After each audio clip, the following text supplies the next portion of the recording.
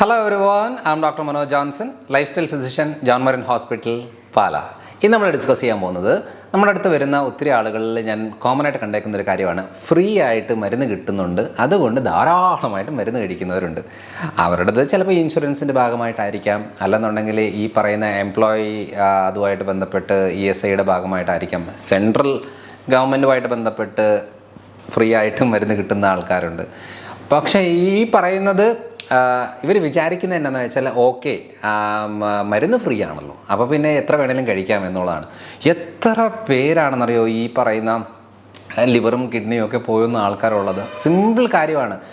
അതിപ്പം ESIയിൽ കിട്ടുമോ, സെൻട്രൽ ഗവൺമെൻറ്റിൽ നിന്ന് ഇത് കിട്ടുമോ, ഫ്രീ ആയിട്ട് കിട്ടുമോ, ഇൻഷുറൻസ് കവർ ചെയ്യുമോ, എന്തും ആയിക്കോട്ടെ, അതിപ്പം ആയുർവേദം ആയിക്കോട്ടെ, അല്ലെന്നുണ്ടെങ്കിൽ ഹോമിയോ വലിയ കുഴപ്പം ഞാനിതുവരെ അങ്ങനെ കണ്ടിട്ടില്ല, എന്നാലും നമുക്കറിയില്ല. സിദ്ധ മെഡിസിൻസ്, ഹോമിയോ, നമ്മുടെ യുനാനി മെഡിസിൻസ്, അതേപോലെ ഹെർബൽ മെഡിസിൻസ്, ഇങ്ങനത്തെ പല ടൈപ്പ് മെഡിസിൻസ് നമ്മൾ ഈ പറയുന്ന മാസങ്ങളോളം കൊല്ലങ്ങളോളം കഴിച്ചു കഴിഞ്ഞാൽ അത് പല രീതിയിലുള്ള ആരോഗ്യ പ്രശ്നങ്ങൾ ഉണ്ടാക്കും. ഞാൻ കഴിഞ്ഞ തവണ ഒരാളോട് ചോദിച്ചതാണ്, അവർ സോറിയാസിസിന് ട്രീറ്റ് ചെയ്യുകയാണ്. സോറിയാസിസിന് ഒരു ഹെർബൽ മെഡിസിൻ എടുത്തുകൊണ്ടിരിക്കുകയാണ് കഴിഞ്ഞ 2 കൊല്ലമായിട്ട്.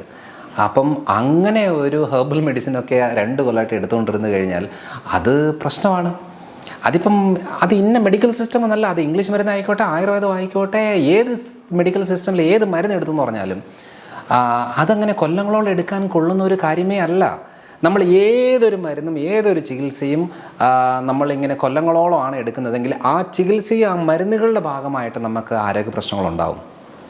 ഈ സപ്ലിമെൻറ്റ്സ് എന്ന് പറയുന്നത് മെഡിസിനെക്കാട്ടിലും 10, അതായത് സപ്ലിമെൻറ്റിൻ്റെ 10 മടങ്ങാണ് മെഡിസിനകത്ത് ഡോസേജ് ഉള്ളത്. അപ്പോൾ 10-1 മാത്രമാണ് സപ്ലിമെൻറ്റ്സ് വരുന്നത്. ഞാൻ പറഞ്ഞ സപ്ലിമെൻറ്റ്സ് നല്ലത് എന്നുള്ളതല്ല, നമുക്ക് ഏത് സപ്ലിമെൻ്റാണ് നല്ലത്, ഏതാണ് എടുക്കേണ്ടത്, ഏതാണ് നമ്മൾ ലൈഫ് ലോങ് എടുക്കാൻ പറ്റുന്നത്, ഏതാണ് നമ്മൾ ഇടയ്ക്കിടയ്ക്ക് എടുക്കേണ്ടത്, ഏതാണ് നമ്മൾ ഷോർട്ട് ടൈമിൽ എടുക്കേണ്ടത് എന്നുള്ളൊരു ക്ലാരിറ്റി വേണം. ഞാൻ പറയുന്നത് മെഡിസിൻസിൻ്റെ കാര്യത്തിലാണ്. മെഡിസിൻ എന്ന് പറയുന്നത് എപ്പോഴും നമ്മൾ അറിഞ്ഞിരിക്കേണ്ട ഒരു കാര്യം എന്ന് വെച്ചാൽ, ഇത് കാലങ്ങളോളം കൊല്ലങ്ങളോളം എടുക്കുന്ന ഒരു സാധനമല്ല. അങ്ങനെ ആണ് ഇപ്പം ചിലപ്പോൾ നമ്മൾ പ്രമേഹത്തിനും BP-ക്കും ഒക്കെ എടുക്കുന്നവർ കാണും. അത് എടുക്കുമ്പോൾ ആ എടുക്കുന്നതിൻ്റെ ആയിട്ടുള്ള സൈഡ് എഫക്റ്റും പ്രശ്നങ്ങളും എന്തായാലും ഉണ്ടാകും. പക്ഷേ എടുക്കാതിരിക്കാൻ പറ്റാത്തത് കൊണ്ട് നമ്മൾ എടുത്തേ പറ്റൂ. അപ്പോൾ അങ്ങനെ വരുമ്പോൾ എന്താണെന്ന് വെച്ചാൽ, ഇപ്പോൾ ഷുഗറിന് മരുന്ന് എടുക്കുന്ന ആൾക്കാർ ഷുഗറിന് മരുന്ന് എടുക്കുന്നത് കൊണ്ട് ഷുഗർ ബ്ലഡ് ലെവലിൽ കൺട്രോളായിട്ട് നിൽക്കും. പക്ഷേ ആ ഡോസേജ് അധികം നാളും പോകത്തില്ല, വീണ്ടും ഡോസ് കൂട്ടി കൺട്രോൾ നിർത്തേണ്ടി വരും. പക്ഷേ അവരുടെ മെയിൻ പ്രശ്നം വരുന്നത് അങ്ങനെയല്ല. അവരുടെ പ്രശ്നം ഉണ്ടാകുന്നത് കാഴ്ച മങ്ങി വരും, ഉദാഹരണ പ്രശ്നങ്ങളുണ്ടാകും, അസിഡിറ്റി തീരായിട്ട് ബുദ്ധിമുട്ട് തുടങ്ങും, മലബന്ധ പ്രശ്നങ്ങൾ തുടങ്ങും, പൈൽസിൻ്റെ പ്രശ്നങ്ങൾ തുടങ്ങും, സ്കിൻ റിലേറ്റഡ് ആയിട്ടുള്ള ഇഷ്യൂസ് തുടങ്ങും. അതേപോലെ തന്നെ കാലിന് പുകച്ചിൽ, മരപ്പ്, വ്രണങ്ങൾ, പല രീതിയിലുള്ള ബുദ്ധിമുട്ടുകൾ അവർക്കുണ്ടാകും. അപ്പം നമ്മൾ വിചാരിക്കുന്നത് എന്താ, ഷുഗറിന് മരുന്ന് എടുത്തു, ഓക്കെ, അങ്ങനെയല്ല. അത് നമ്മളത് കൺട്രോൾ ചെയ്ത് വെക്കുക എന്നുള്ളത് മാത്രമാണ് നമ്മൾ ചെയ്തുകൊണ്ടിരിക്കുന്നത്. അപ്പോൾ ഏതൊരു കാര്യവും നമ്മൾ ഒത്തിരി നാളത്തേക്ക് പോകുമ്പോൾ അത് ആരോഗ്യ പ്രശ്നം ഉണ്ടാകും. ഞാനിത് എന്തിനാണെന്ന് പറയുന്നത് വെച്ചാൽ, ഞാൻ ഈ പറയുന്ന ഇൻഷുറൻസിൻ്റെ കാര്യങ്ങളിലും സെൻട്രൽ ഗവൺമെൻറ്റിൻ്റെ മെഡിസിൻ വരുന്നു, അല്ലെങ്കിൽ ESIയുടെ മെഡിസിൻ വരുന്നു എന്ന് പറഞ്ഞു വെച്ചാൽ, ശരിക്കും ഭൂരിഭാഗം ആളുകൾ അത് ആവശ്യമാണ്, ഞാൻ ഇല്ലയെന്ന് പറയില്ല, നിർബന്ധമായിട്ടും വേണ്ടിയതാണ്. നമ്മൾ അതിന് വേണ്ടിയിട്ട് പൈസ അടയ്ക്കുന്നതാണ്. അവിടെ നിന്ന് നമ്മൾ വലിയ വലിയ ചിലവുകൾ വെച്ച് നോക്കുമ്പോൾ ഇത് വളരെ നല്ലതാണ് എന്ന് പറഞ്ഞുകൊണ്ട് ശരിക്കും ഇത് ചുമ്മാതെ, ഞാൻ ആൻറ്റിബയോട്ടിക് 1 കൊല്ലമായിട്ട് ആൻറ്റിബയോട്ടിക് എടുക്കുന്ന ആൾക്കാരുണ്ട്. അപ്പോൾ ഞാൻ ചോദിക്കുകയും, ഞാനിത് വീഡിയോ ചെയ്യാൻ മെയിൻ കാരണം അതാണ്, ഞാൻ ചോദിക്കുകയും ചെയ്ത്, ഇതെന്തിനാണ് നിങ്ങൾ ഈ 1 കൊല്ലമായിട്ട് എടുക്കുന്നത്? അറിഞ്ഞോ, ഇതിന് വലിയ ചിലവൊന്നും ഇല്ലല്ലോ ഡോക്ടറെ. അവിടെ ചെല്ലുമ്പോഴത്തേനോ ഇത് ഒരു തവണ അങ്ങോട്ട് ഇട്ടതാണ്, വീണ്ടും വീണ്ടും വീണ്ടും വീണ്ടും വീണ്ടും വീണ്ടും എടുത്തുകൊണ്ടിരിക്കുകയാണ്. ഇങ്ങനെ എടുക്കാൻ പറ്റുമെന്ന് പോലും എനിക്കറിയില്ല, അങ്ങനെ മരുന്ന് കൊടുക്കുമെന്ന് പോലും എനിക്കറിയില്ല. പക്ഷേ ഇത്രയായിട്ട് ആൻറ്റിബയോട്ടിക് എടുക്കുന്നവരുണ്ട് സ്ഥിരമായിട്ട്. പെയിൻ കില്ലേഴ്സ്, അതായത് മിനിമം 6 മാസം 1 കൊല്ലമൊക്കെ പെയിൻ കില്ലർ എടുക്കുന്ന ആൾക്കാരുണ്ട്. അങ്ങനെയൊക്കെ എടുത്തു കഴിഞ്ഞാൽ കിഡ്നി ബാക്കി കാണുമോ?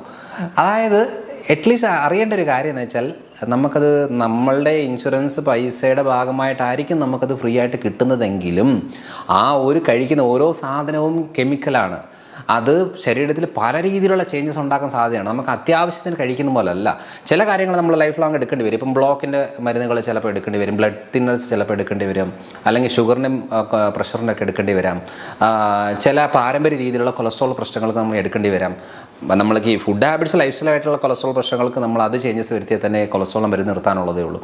പക്ഷേ ഈ പറയുന്ന കാര്യങ്ങളെല്ലാം അതൊന്നും നോക്കാതെ ആയുഷ്കാലം മുഴുവൻ എടുത്തു കഴിയുമ്പോൾ അതിൻ്റെതായ ആരോഗ്യ പ്രശ്നങ്ങളുണ്ടാവും.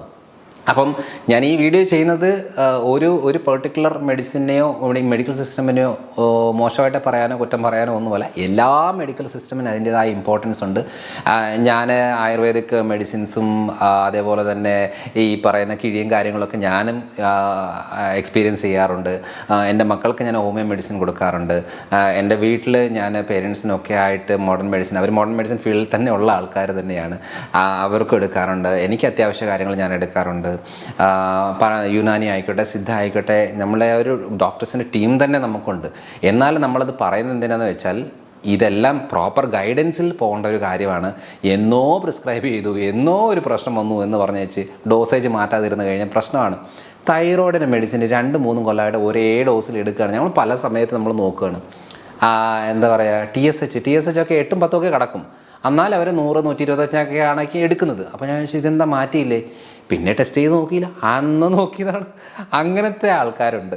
അപ്പോൾ ഞാൻ വെച്ചാൽ അങ്ങനെയല്ല, നമ്മൾ എന്തായാലും മെനക്കെടുകയാണ്. രാവിലെ എഴുന്നേൽക്കണം, ഗുളിക കഴിക്കണം, വെള്ളം കുടിക്കണം, എല്ലാ സാധനം ചെയ്യണം. എന്നാൽ പിന്നെ കറക്റ്റ് ഡോസ് അങ്ങ് എടുത്താൽ പോരെ. പലപ്പോഴും അല്ലെങ്കിൽ അത് ഉപയോഗമില്ല. അവരുടെ എല്ലാ പ്രശ്നം അതേപോലെ കിടക്കുകയാണ്, പക്ഷെ മരുന്ന് എടുക്കുന്നുമുണ്ട്. അതാണ് പറയുന്നത്. അതായത് പല ഷുഗറിന് ചില മരുന്നുകളൊക്കെ ഭക്ഷണത്തിന് മുമ്പാണ് എടുക്കേണ്ടത്. അത് അറിയത്ത് പോലും ഇല്ല. ഈ കാലങ്ങളോളം ഇങ്ങനെ എടുത്തുകൊണ്ടിരിക്കുകയാണ്, ആഫ്റ്റർ ഫുഡ് എടുത്തുകൊണ്ടിരിക്കുകയാണ്, ഉപയോഗമില്ല. ഇൻസുലിൻ്റെ മെയിനായിട്ടുള്ള 80% നമ്മുടെ ഭക്ഷണത്തിന് മുമ്പാണ് എടുക്കേണ്ട കാര്യങ്ങളുള്ളത്. അപ്പോൾ ഈ പറയുന്ന പല കാര്യങ്ങൾ നമ്മളൊരു പ്രോപ്പർ ഐഡിയ ഇല്ലാതെ കാലങ്ങളോട് എടുത്തുകൊണ്ട് വരുമ്പോൾ ആ മരുന്ന് ശരിയില്ല, ആ ചികിത്സാ രീതി ശരിയില്ല, ആ ഡോക്ടർ ശരിയില്ല എന്ന് പറഞ്ഞ് കുറ്റം പറഞ്ഞിട്ട് വല്ല കാര്യമുണ്ടോ? അതുകൊണ്ട് നമ്മൾ ഏതൊരു കാര്യവും നമ്മളത് റിവൈസ് ചെയ്യണം. ഇത് എനിക്ക് പറ്റുമോ ഇല്ലയോ, നമ്മൾ എന്താ പറയുക, ലിവർ ഫംഗ്ഷൻ ടെസ്റ്റും കിഡ്നി ഫംഗ്ഷൻ ടെസ്റ്റൊക്കെ ചെയ്ത് നോക്കിയിട്ട് നമ്മൾ ഈ പറയുന്ന മരുന്ന് നമുക്ക് ഓക്കെ ആണോ അല്ലയോ ഇതൊക്കെ മനസ്സിലാക്കിയെടുക്കണം. അത് ഒരു മരുന്നും മോശമൊന്നുമില്ല, നമ്മൾക്ക് പറ്റുമോ ഇല്ലയോ എന്നുള്ളതാണ് നമ്മൾ അറിയേണ്ടത്. അതുകൊണ്ട് ഫ്രീ ആയിട്ട് കിട്ടിയാലും നമ്മൾ കാശ് കൊടുത്ത് മേടിച്ചാലും നമ്മുടെ ശരീരത്തിന് പറ്റുമോ ഇല്ലയോ എന്ന് നോക്കിയിട്ട് കറക്റ്റ് അളവ്, കറക്റ്റ് രീതികൾ, അതിന് സൈഡ് എഫക്റ്റ് ഒന്നും ഇല്ലാതെ, അതിന് നമ്മുടെ സൈഡ് എഫക്റ്റ് എന്തായാലും കാണും. എന്നാലും 90% ബെനിഫിറ്റും 10% സൈഡ് എഫക്റ്റാണ്, വലിയ കുഴപ്പമില്ല.